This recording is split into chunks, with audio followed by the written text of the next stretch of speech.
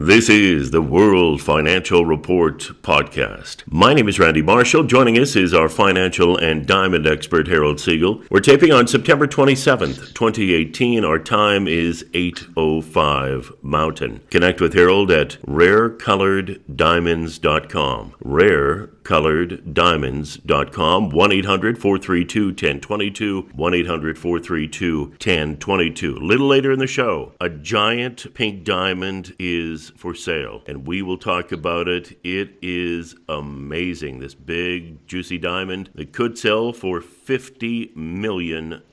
This morning, U.S. dollar at 94.71. The Fed in the United States did raise rates. We'll talk about that momentarily. Canadian dollar, 76.56. The euro, 116. The pound, 131. Gold, 11.94. Silver, 14.33. Gold-silver ratio is at 83.53. Platinum, 823. Palladium, 1,063. WTI, 72.27. Brent, 81.83. Nat gas, 301. Bitcoin in US dollars, 65.15. Bitcoin in Canadian, $8,510. The Dow at 26,420. S&P 2905. NASDAQ 8,035. TSX 16,169. And yes, in the United States, they did raise rates. For the third time this year, the decision had been widely expected. They raised the Fed fund rate by 25 basis points. The range now is 2% to 2.5%. It's the eighth time the Fed has raised borrowing costs in the United States since it started in late 2015. They do believe one more rate hike this year, 3 next year. They're hoping that they'll get the rate to 3%. Harold, the Fed is going to work. We'll have to wait and see if they're stopped along the way due to what could happen geopolitically or with the economy, but they are raising rates and are not stopping. Well, I guess the feeling is that there's inflation,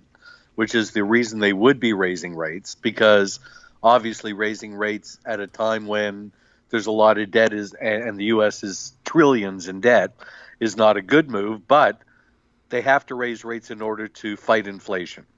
So if inflation is starting to rear its ugly head, that's why the U.S. is raising rates, and it's strengthening the dollar, which is why gold is down so much today. Gold is down to pretty well 1190, so we're below 1200. It should continue to drift lower because as the U.S. dollar gets stronger, as we all know, there's a strong relationship between the U.S. dollar and gold. The stronger the U.S. dollar, the weaker gold gets. So we've talked about the heavy resistance at 1380. I think we're not even concerned about that at this particular point because we're trading at 1190. So we're pretty far away from that price. We're actually closer to the very heavy support level of 1,050. So if the U.S. dollar continues to strengthen, gets up to, let's say, the 96, 97 level, well, at that point, we should see gold, start to break down. And if we got it back up, the U.S. dollar back up to over par to around the 103 or 105 level, there is no doubt in my mind that we would see gold at 1,050 or possibly even lower. So that's the trade-off at this particular point. As interest rates go higher, it strengthens the U.S. dollar, weakens the gold and silver market, and the relationship between gold and silver right now is getting even wider as silver is falling more than gold is. So again, at this point, the U.S. dollar, it's not that it's at its strongest level, but it's trading right at around 95 cents. So gold is appropriately priced at this particular point. But again, as they continue to raise interest rates and if the economy gets stronger in the United States, look for gold to fall off further and look for the U.S. dollar to strengthen. Now you've also got other situations geopolitically in the market that are of a major concern. Number one is the trillions of dollars in debt that the U.S. Is in at this particular point. And that's a big issue. They don't talk about it a lot, but it's a huge issue. And as interest rates go higher, it makes carrying that debt even more expensive. Then you've got the situations with Russia, with China, with North Korea, with Iran, with Canada, with Mexico, with every country that President Trump is fighting with at this particular time. That's a concern. One of the biggest concerns, obviously, is with China. The fact is, slapping these tariffs on China, well, to some people it makes sense. To other people, it makes them very nervous. I'm in the camp of being very nervous because the fact is, when you're fighting with your biggest trading partners, Canada, Mexico, and China, that's not a good scenario. But the fact is that there's many people out there, and Wall Street seems to appreciate what Trump is doing. And President Trump, as he spoke at the G4 meeting the other day, made a fool of himself by stating certain things like he has done more in the short period of time that he's been president than pretty well any other president has done in the United States. Well, I'm sure at this point here that Clinton and Reagan would have something to say about that. But again, at this point, there is concerns geopolitically. You're fighting with China. China is a huge trading partner. A lot of U.S. companies deal with China, so many companies are going to get hurt by the tariffs and the bad relationship. And then you've got also the fact that China is the biggest buyer of our bonds. And if they wanted to, even though it would hurt them financially, they could basically liquidate these bonds and hurt the U.S. even further.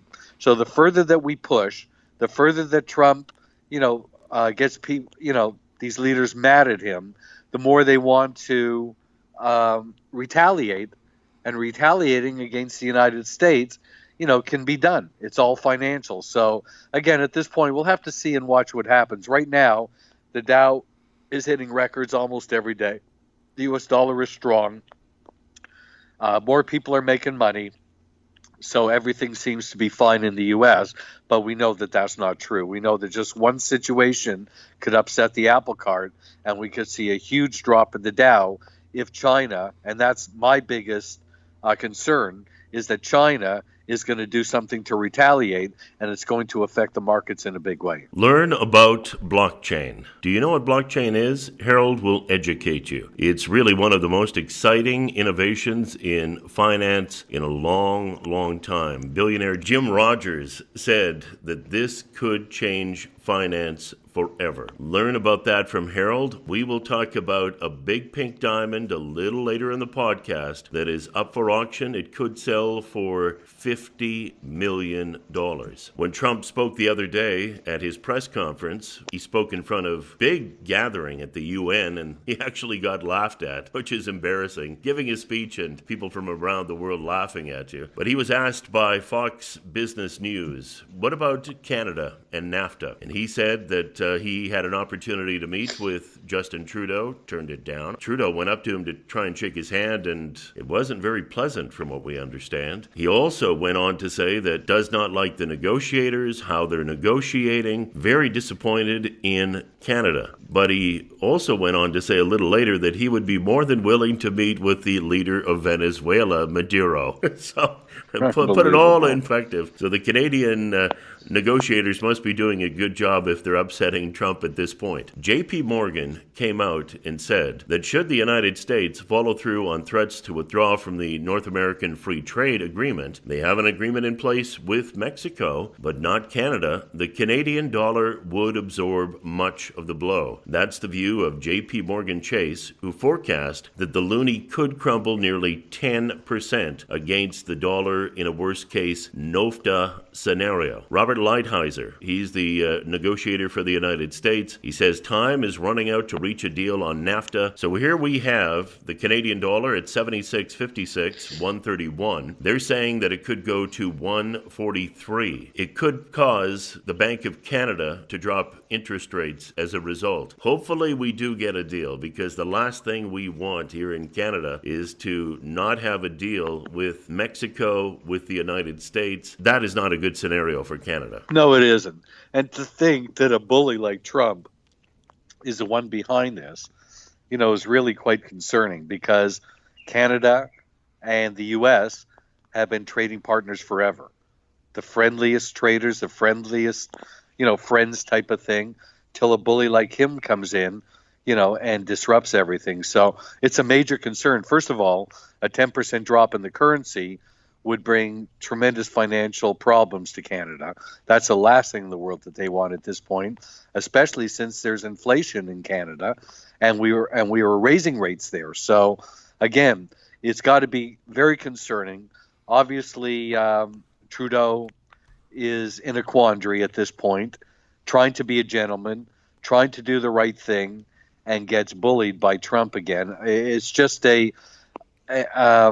just an amateurish and childish response from Trump. So again, I hope everything goes there, because I do not want to see Canada get into financial trouble, and I don't want to see their dollar drop as much as 10% or more. Trump, he has the aces, he knows it, and Canada, we're not in a very good position. Big country, but population-wise, we're the size California, and he is definitely putting the pressure on Canada at this point. But the United States, they have their challenges as well. In the United States, the federal government could soon be paying more in interest on its debt than it spends on the military. We have talked about this before, whereas they raise rates, get it up to 3%, you're paying a lot of money on your debt. The run-up in borrowing costs is a 1-2 punch, brought on by the need to finance a fast-growing budget deficit, worsened by tax cuts and steadily rising interest rates that will make the debt more expensive. With less money coming in and more money going towards interest, political leaders will find it harder to address pressing needs like fixing crumbling roads, infrastructure, and bridges, or to make emergency moves like pulling the economy out of future recessions or even financial crises. The United States is under pressure on the financial front. They sure are, and every country is at this point. On one hand, Canada, the U.S. has got a strong stock market, so you basically have more money being made in stocks and investments, which means that the U.S. brought in $1.1 trillion in tax revenue for this year, which is phenomenal. But there's issues that are eating away at that, higher gas prices and higher inflation. So are people much better off? The wealthy are. The wealthy in the United States are making a fortune. They're making a lot of money. The middle class and the poor are getting killed. The middle class are not doing well. And as the old adage goes, as goes the middle class, as goes the country. So it's not that, everybody's doing well in the U.S. The very wealthy are doing well in the United States. Everybody else is just barely getting by. So a rise in interest rates, again, it's important if there is to keep inflation under control. And it must be very important because obviously it's going to offset the importance of, when you raise interest rates, carrying that multi-trillion-dollar debt is going to get that much more expensive. So I would be shocked if China continued to buy bonds from the United States. Means that it's quite possible that the U.S. may have to start buying their own debt, buying back their own bonds, which they have done in the past. But again, it seems to defeat the purpose of doing it. So we'll have to see what happens there. But I think that China is going to retaliate in any way they can and try to hurt the U.S. financially. And that's not a good situation. Having the second biggest economy in the world as an enemy is not a good scenario. Speak with Harold about blockchain. Learn more about this new technology that's going to revolutionize the financial world, how you can take advantage of it. Also, Argyle Pink Diamond. There is a unique opportunity here. The Pink Diamond tender for 2018 is coming to an end in October. They will let us know exactly how the sale went. After that, they may have 2 or 3 more tenders. The mine will be open until 2020. 90 to 95% of the world's pink diamonds gone at that point. There is an opportunity. Let Harold educate you. Connect with him at 1-800-432-1022. The website rarecoloreddiamonds.com. Oil prices, as we mentioned off the top, WTI 72.27, Brent at 81.83. Trump was very unhappy about the Fed raising interest rates. Not happy about oil prices either. major oil traders, trading houses are predicting the return of $100 crude for the first time since 2014 as OPEC and its allies struggle to compensate for U.S. sanctions on Iran's exports. With Brent crude already jumping to an almost 4-year high on Monday, that's exactly the kind of price surge that Donald Trump has been seeking to prevent by pressuring OPEC to raise production. Yet the cartel and its allies gave mixed signals at a meeting in Algiers on Sunday, ultimately showing little sign they would heed U.S. demands to rapidly push down crude prices. OPEC's reticence, combined with the signs of accelerating supply losses for Iran, create a bullish mood. $100 crude doesn't seem out of the question to me at some point. Well, we've been there before. We've been to 150, but the thing is that higher oil prices or $100 oil is also going to hurt the U.S. economy and take away from the recovery type of thing. So there's no way that Trump wants to see $100 oil. But other countries are saying that they're going to continue to deal with Iran. I think at this point that the U.S. is losing face in certain ways. And one of them is with by bullying these other countries, that they're banding together and they're looking to do business with countries that that Trump won't. And Iran is one of them. So, again, this is a very, very tender situation that really has to be handled correctly because, what you're doing is you're isolating the United States from the rest of the world. And he's got so many enemies out there that they're going to look for a different way to do business and to exclude the United States, which ultimately is going to end up hurting the U.S. So, again, Trump better watch what he's doing. Certain things that he's doing makes a lot of sense. But the way he goes about doing it is in a unpolitical way. And basically, these countries are not used to dealing with a bully like him. They're used to negotiating and giving up and taking, certain provisions. And that's just not happening now. It's just straight business. And a lot of countries are having problems dealing with him. Harold, one of the stories that came across our desk this week, in less than a month, Canadian provinces will be joining 9 American states that will fully legalize recreational consumption of marijuana. October 17th is the date. But this is the important part for Canadians. A Canadian citizen who drives from Vancouver to Seattle may be asked by a border agent if they have smoked pot before. If they say yes, they could get banned from entry to the United States for life, even though pot is legal in Washington state. I find that ridiculous. What purpose would that serve whatsoever? And now that people know this, I'm sure that the answer is going to be no, but I just don't understand the reasoning behind that in any way. It's legal in that state.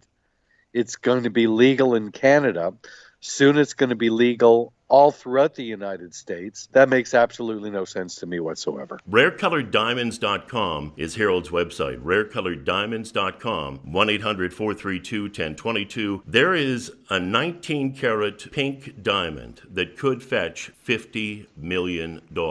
That is November 13th at the Magnificent Jewel Sale in Geneva, Switzerland. That according to Christie's. It's a fancy vivid pink diamond, extremely rare. Harold, it's not as big as the Pink Star, a 59.60 carat fancy vivid pink diamond that sold in Hong Kong last year for $71.2 million, but it is in that category, fancy vivid pink stone, rectangular cut, the Pink Legacy. And we love when these come to auction. They always have big sales in Geneva, and this is going to be an exciting one. To show you, first of all, that the size of it is gigantic, almost 20 carats is huge for any diamond, let alone a pink.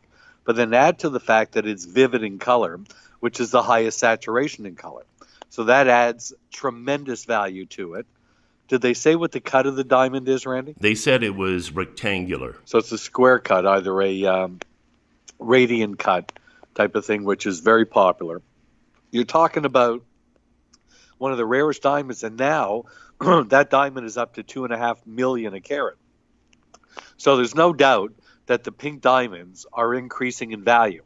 But to get one that's 19 carats, vivid in color, of a high clarity, and going to sell at $2.5 million a carat is just phenomenal to see. We've seen similar happen to blue diamonds, where over a period of about 10 years, they went from 200,000 to almost 4 to 5 million a carat for the vivid blues of sizing and high clarity type of things. So that's the whole thing. When an investor will spend or invest $50 million into a diamond or to a piece of art or whatever, it's not only because they love that. It's an investment. It's something that's going to stay within their family. It's something they anticipate making a huge return on, because it's really not something that they're going to wear. You're not going to let your wife go out, unless it's the right situation, and wear a $50 million diamond.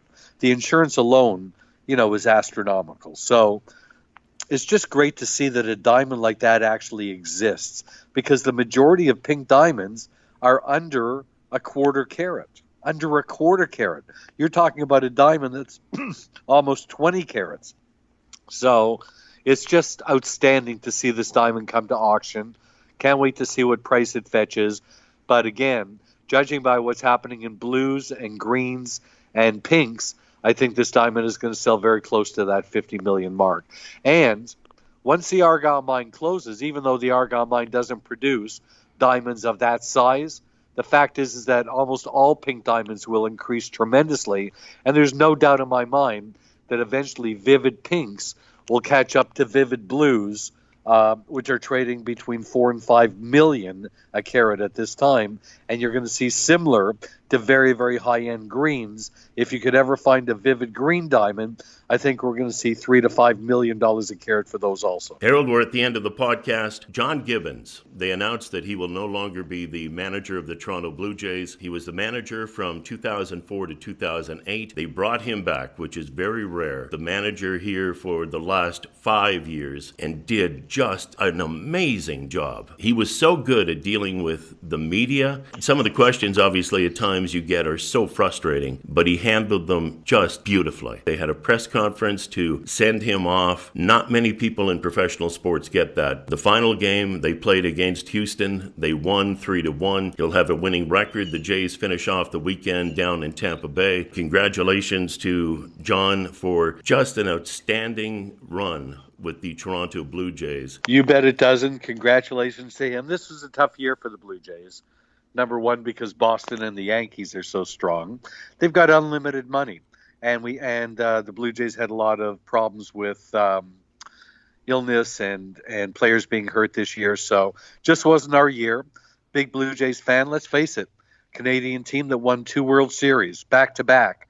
Doesn't normally happen that way. So Canadian sports has been great. We've got some great Canadian golfers, female and male. We got the Ryder Cup coming up this week. How thrilling for the golf world that Tiger Woods won last week. One of my favorite sports people of all time. The world is happy when Tiger Woods is winning, and what a champion he is to come back from 4 back operations and everything else that happened to him, to work so hard and so diligently to get himself back. And then he wins a huge tournament last weekend, almost wins the $10 million FedEx Cup. Justin Rose won it, but if Justin Rose would have slipped one more spot, it would have been a $12 million day for Tiger Woods. As it happened, he still ended up winning the $2 million tournament, and he ended up picking up $3 million for finishing second in the FedEx Cup. Now he's off to Paris for the Ryder Cup. And again, just great to see, and to see a guy like Tiger Woods work so hard, overcome his issues, and become one of the greatest golfers in the world again. Do you realize that at the beginning of the year, Tiger was ranked 1100th in the world as far as the golfer goes, and now he's number 19 after 1 year. Congratulations to Tiger Woods. One of the greatest athletes of all time, without a doubt. Harold loves the Toronto Maple Leafs. I'm an Edmonton Oilers fan. Oilers and Maple Leafs looked really good in the preseason. Next week, the regular season starts. I'm going to make a prediction. As much as I would love to see the Oilers win the Stanley Cup, Harold, I'm going to excite you. Last time the Leafs won the Stanley Cup was 1967. I'm making a prediction, going out on a limb, them very early before the season even starts. I know it's a crazy thing to do, but Toronto finally wins the Stanley Cup this year. That would be equal to Tiger Woods winning last weekend or bigger. I've been a Toronto Maple Leafs fan my whole life. I used to go to Maple Leaf Gardens as a 10-year-old to watch the Marlies play. I played hockey up until I was 45. I played with Bobby Orr and Brad Park for 2 months when I went to Jim Pappin's hockey school in Pickering, Ontario. So I'm a huge Canadian hockey fan. Would love to see any Canadian hockey team win again, but obviously my heart is with Toronto, and I'd love to see Toronto or Edmonton or any Canadian team win the Stanley Cup. But it's good to see, that Toronto's got a great team and is actually one of the teams predicted to go all the way. And so is Edmonton, with Connor McDavid probably ranked the best player in all of hockey. And Toronto's got Matthews and Tavares, and could just be a really great year, Randy. I am excited. Harold, we're at the end of the podcast. Any final thoughts? Just want to say be careful if you're in the stock market.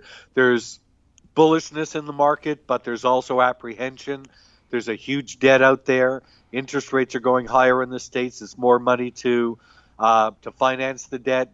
We're fighting with China, Canada, Mexico, Iran, Russia, Korea's everything. It's a very, very dangerous world. Don't let your guard down.